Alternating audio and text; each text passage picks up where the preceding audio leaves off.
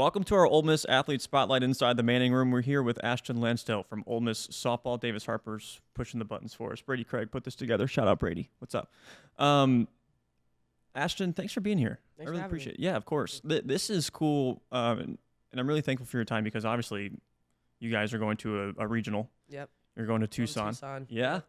You excited about that? I am. I like Arizona. I've had good memories over there, so I'm gonna make some more good memories and kick some butt along the way. Well, now we have to dive into good memories. What good Yeah. memories do you have in Tucson? So I do a home run derby X with MLB. I've done it for a few years, and the very first year of the event was held in Phoenix, Arizona.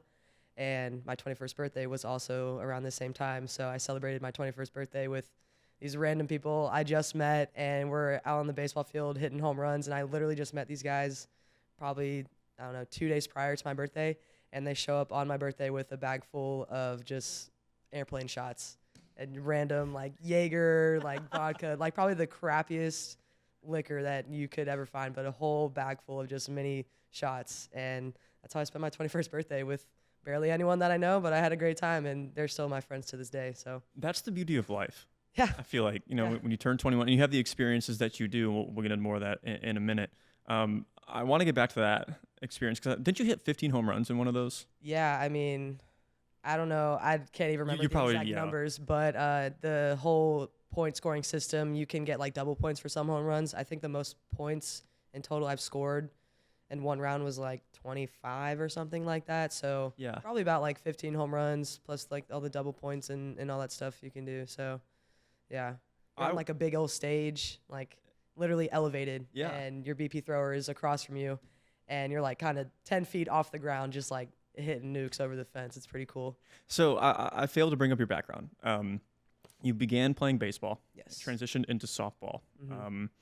You even spent a little bit of time too with the Savannah Bananas, which we'll get into as well. But your baseball background, how did all that come to be first? Because I mean, most people start out playing softball, but you played baseball. So how did that come about first? Yeah. So I mean, my parents just kind of put me in a t-ball, and when you're that young, I was probably 4. It's kind of just everyone, girls, boys, everyone just playing t-ball, and I think I was kind of just a hard-headed little girl. Like, no, why would I switch over to play softball when I'm having fun playing baseball? And also, my dad played baseball in college and just growing up throughout his whole life, so I kind of had that influence too. And I think I really just fell in love with the game, to be completely honest. I think my first ever at bat or my game as a 4-year-old playing t-ball, I literally hit a home run off the tee. Of course you did. So I mean, maybe it's just meant to be, I don't know, but that's kind of how it started. And then really, like, I just refused to switch over to softball because I honestly thought it was stupid. Like, if I am having fun playing baseball and I'm being successful, then why would I switch over to another sport? And I was pushed all the time to go play softball because everyone told me how good I would be in softball, but I was like, no, like, I want to play baseball. It was that simple to me. I don't know why it wasn't that simple to like other people. Even in like 7th grade, some random travel ball coach of a really good travel softball team in Georgia, they invited me on a tryout in like 7th grade, and I was literally there for probably less than 30 minutes, and I was like, thank you, but no thank you. Like, I really appreciate it, but I'm playing baseball. Like, it's that simple. I don't know. Like, just stuck with baseball. Yeah, no, I don't blame you at all. I actually think that's really unique. Yeah. And obviously, you're good enough to go play JUCO. Yeah. First woman to play JUCO baseball Yeah. at Georgia Highlands. Yeah. How did that come about? How did that opportunity first come to you? So playing baseball all throughout growing up, I played on my high school baseball team. And I just was kind of waiting to see where I could go from there. Yeah. And our head coach had a connection with the coach at Georgia Highlands. And I went for a tryout in the summer, and he was like, you're awesome. We would love to have you and just see where this goes, and just kind of offered me on the spot. And I was like, awesome. I get to play college baseball. Easy enough. I didn't care where I went. I didn't care if it was far away or if it ended up being 35 minutes down the road from my house, which was nice. But I just know I wanted to play college baseball, and thankfully that happened. You also played for the United States women's baseball team too. Yes. Yeah. What was that experience like, getting to play with a bunch of women just like you that were just like, you know what, softball ain't for us right now. We want to play baseball. We want to hit the curveball. We want to do all that stuff. It's awesome. I mean, the women's national team is a very special team. We don't get to see each other a whole lot throughout the year, so when we are together, it's just very special moments, special people, and you kind of never forget when you're all together because we're all throughout the country, and we come together for like tryouts, and then you get knocked down to like your final 20 team, and that kind of came about when I was in high school. I think my mom got a Facebook message from one of the managers at USA Baseball, and they're like, "Hey, we see your daughter plays baseball. There's a women's national baseball team that we would love to have her out." And I was, I think, 15 at the time or something, and you have to be at least 16 to, I think, qualify to be on the national team. So I still went out for the tryout just to like put myself out there and put my name out there and stuff. And they wanted me from like right then and there. When I was like 14 or 15, they're like, "Oh, I wish we could have you right now." So I had to wait like 2 years, and then I think by my junior year in high school, I was finally able to, sophomore, junior, I can't really remember, but I was finally age eligible to be on the national team, and I've been a part of it every year since. Do you still keep in touch with anybody Oh yeah, from those teams? they're like my sisters. They mean the world to me. I mean, we're just such like a unique group of girls who, just girls that play baseball, and you can't really find that in many areas. I mean, now girls playing baseball is getting a lot more popular, so you see that a little bit more, but especially within the past 5 to even 10 years, there weren't a lot of females playing baseball. So when we kind of first found each other, you kind of felt like these are your people. Like you kind of just understand where you come from, what you go through, and you're just out here trying to play a game that you love, no matter the gender or what anyone else says. So I still keep in touch with them. I was supposed to go to one of their weddings over the summer, but I had softball. Like we're very close, and they're like my family. And the head coach of the USA baseball team, Veronica Alvarez, she's actually the one who got the connection for me to go play softball at FIU. So she definitely is a very big role model in my life and just like in my playing career. And she's awesome and has definitely inspired me to just keep being myself and play baseball and even play softball. So Yeah, it's been a crazy ride. we'll get into why you went into softball in a moment. But you mentioned like, kind of said something in your answer there. Playing with a bunch of women who also want to play baseball, didn't care what anybody else thinks, right? Yeah. And obviously, you know, baseball is a male-dominated sport. You said more and more women are starting to play baseball. Yeah. Anytime you would get kind of a side eye or just kind of like a, "Hey, what's she doing over here?" I mean, you know? all the time, especially growing up, like all the time. I think it'd be funny when the other, like if we were in a tournament, just a baseball tournament for the weekend, it'd be obviously me and my team, like I'm the only girl on the team, and then you have the team that we're playing on the other dugout, and you'll see them kind of look over and then laugh, and then like you obviously kind of know they're probably laughing at, like they're looking over at me and like, "Oh, they have a girl on the team, it's gonna be an easy win, ha ha," and then I go out and pitch that game and just like shut them all down. So it's really funny, and I mean I've kind of been used to it my whole life. Like you can't really avoid it that much. So I mean I've been used to the slick comments or being laughed at. It really doesn't bother me at all. It kind of just makes me go like, "Yeah, well, watch this," and then just do my thing and trying to keep it the minimum of cockiness. You kind of have to have a balance there of like being cocky and honestly just like believing in yourself. So I mean, yeah, I kind of found the balance grounded between all that and people trying to essentially like hate on me or, laugh at me as to why I'm playing baseball or whatever. I'm really just out here playing the game that I love at the end of the day, just like they are. So I just thought it was funny that they're laughing at me too. So Well, I mean, you broke barriers too, right? I mean, you wind up going to play college baseball Mhm. at the end of the day, and now you're here at Ole Miss, you're playing softball. Yeah. So softball wasn't for you growing up. Here you No, are. not necessarily. And Oh, I know you preferred baseball. Sorry. Yes. So you prefer baseball, but Yeah. you wind up going to FIU to play softball. Yeah. Now you're and here at Ole Miss. Why the change? So the change really, I lived a lot of lives throughout my, Okay. I don't know, I'm 24 and still playing collegiate sports. So there's been a lot of time that I've kind of had to kill throughout these years. But so during Georgia Highlands, I actually had knee surgery. So I tore my ACL, and I had the decision to go back and play. Like Coach Dash wanted to have me. He was like, "We would love to have you back, but if you choose to go another route, whether that's not playing baseball or playing softball or just adulting, whatever the case is, like, I support you either way." And once he like finally said that to me out loud, I was like, I really do have like a kind of a decision to make. So throughout my rehab, COVID also hit. So I ended up actually getting a job at Starbucks and it's all like throughout rehab. Like I'm rehabbing my knee, and in my head, I plan on going back to play college baseball. But I'm making money, and my girlfriend at the time, we both moved out of our parents' house, and we got an apartment together, and we ended up getting a dog together. And then I got a job at a car dealership. Like I was just adulting to the max, and so I called Coach Dash, and I was like, "Hey, I really appreciate you like looking out for me and always accepting me and being supportive of me, but I think I'm gonna take this time to just do me and maybe just make my money and start adulting, I guess. I don't know." So after that, I just enrolled in classes at Kennesaw State University just to stay in school and whatnot. And then throughout that time, while I was making money, working at a car dealership and just in classes, literally being a NARP, I was like, something's missing. Like this was going on 2 years, a year and a half, 2 years. And like I was still working out, and, you know, I still had Team USA, women's baseball and stuff, but that's only once a year. So I was like, there's just something missing. Like I'm not fully happy.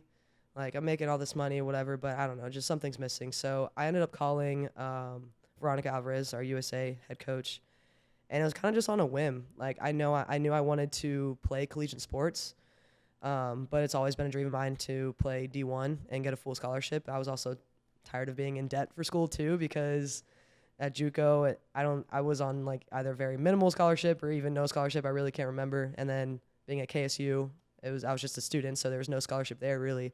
So I was like, I'm in debt. I want to play college sports. I could go play baseball, but I probably won't get a scholarship. So you know what? Screw it. Let's see what I can get at softball. So I made that call to Veronica Alvarez, and I was like, hey, like, I don't know, this might be very random. You might not have expected this, and I never expected this out of myself, but let's try college softball. Like, let's see where we can go. And she made a few calls for me, and I had 3 or 4 calls with other coaches around, and landed at FIU. So that was the start of the collegiate softball journey. Well, you hit 295 your first year and then 301 your second year. So, I mean, like, you adapted pretty well to everything. So the Bananas experience, you're on a 3-week contract. Do I have that right? 3-week, I think. 3-week-ish? 3-week, yeah. Was this before FIU and Ole Miss, or was this? This was. When's the timeline here? So my first year at FIU, I think my second year at FIU, I got a call, I don't know, a little over halfway through the season, and it was a guy from the Bananas, and he was like, hey, like, we've been looking for female players to come join the Bananas, like, heard your name out there. If you want to chat more, give me a call, text me, whatever. Is it Jesse, the owner, or was it? No, it was Barry Aldridge. He's like in the manager's office. I don't know his exact role, but I think he does a lot of like the networking maybe. And then he connected me with Tyler Gillum, the head coach, and we had 1 or 2 conversations, and we were like, let's go, let's do it. And we set up a contract, and it just worked out. And I finished my softball season. And in the summer, that was probably like the number one thing I was looking forward to go play for the Bananas. I had literally no idea what to expect, like to play infield, outfield, pitch. Like I had literally no idea what they wanted me to do, but I was like, whatever you want, I'm your girl. I'll do it. So I saw a video, and they obviously introduced you in front of a massive crowd.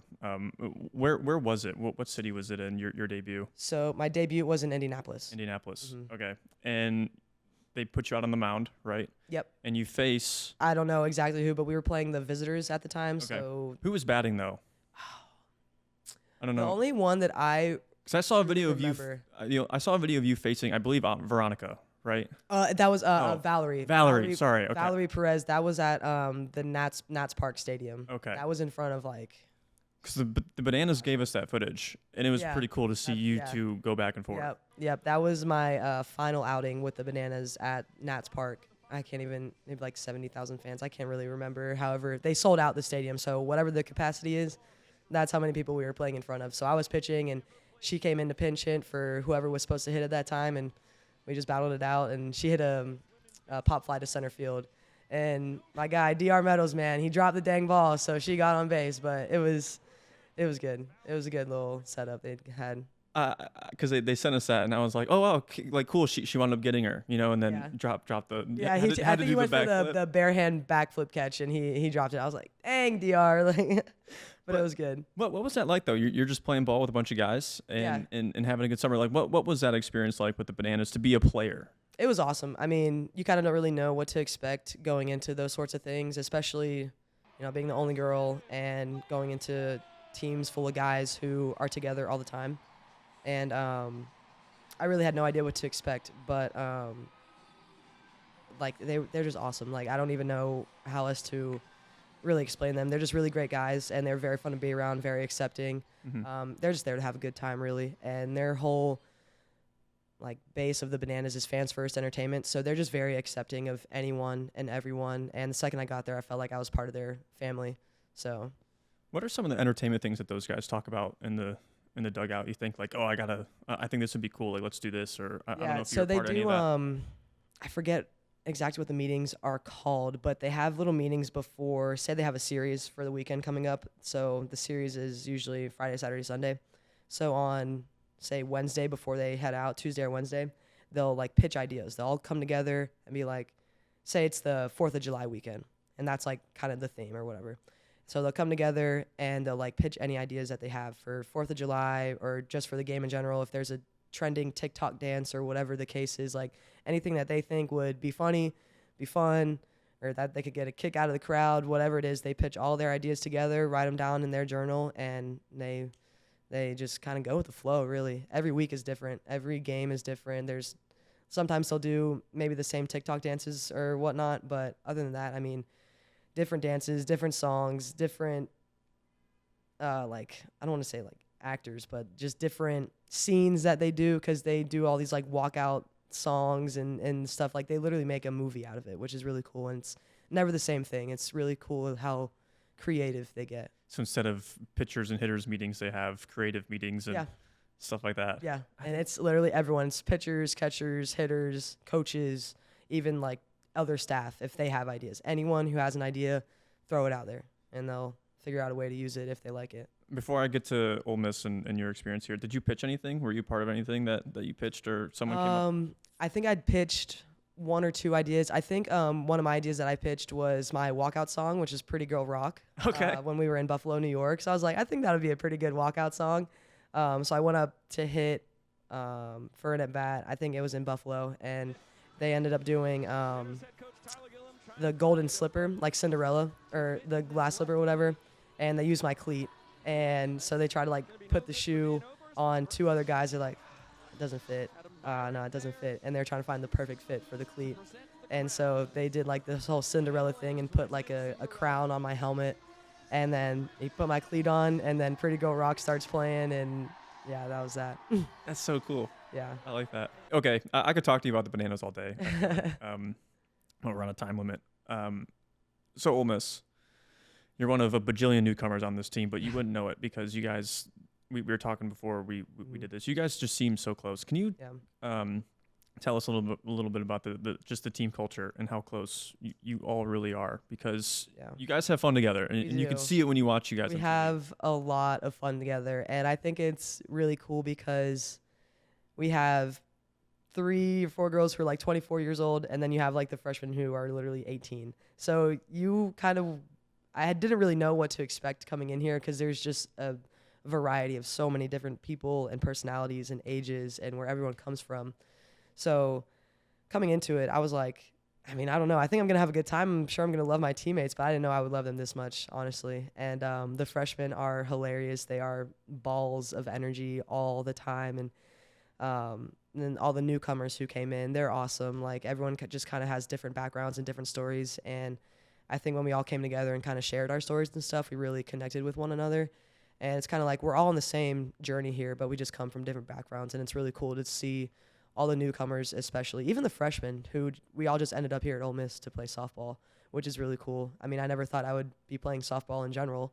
So being able to play softball at Ole Miss at an SEC school is definitely a dream come true for me, and it is also a dream come true for many of them too. So I think all of our personalities are very different, but we still have like the same, I don't know, like base layers of like our humor, our sarcasm, our however we communicate. I don't know. We just love one another, and it's always never a dull moment with them. That's for sure. Well, you guys came off a really good SEC tournament. And obviously, we were talking the Texas game. Probably, I know you wanted it to be a different outcome, but it was still a hell of a performance. Yeah. Because you guys come from behind. Texas is like number 3 in the country too, Yeah, and we were down like 5 runs. Yeah, Came and back and tied it. you just seem like you all love each other, and you Yeah. seem like I don't know. The culture's just different this year. It's only my third year Yeah. around softball, but Yeah. you all have done a really really cool job. I mean, we've definitely had some hard talks with one another when need be. I mean, that's just the reality of having a team. You got to have those hard talks together. And once we did have those hard talks, it really just brought us together even closer, especially now during the end of the season. Like, kind of like we just owe it to each other to just have fun and enjoy one another while we can, because we're never going to be on the same team again. We're never going to have this exact group of girls again. So I think we all just found the appreciation for the present moment with each other, which really makes it special. Only got a couple more games left. Yeah. And then OKC, and you guys are gonna go do your thing. Yeah. So, Ashton, I appreciate you. This is really fun. Thank you. I could talk to you all day about baseball and the bananas and stuff like that. I could too. Well, I appreciate it. Good luck in Tucson and beyond. Thank you. I appreciate it. Is that all right? All right. Awesome. Yeah.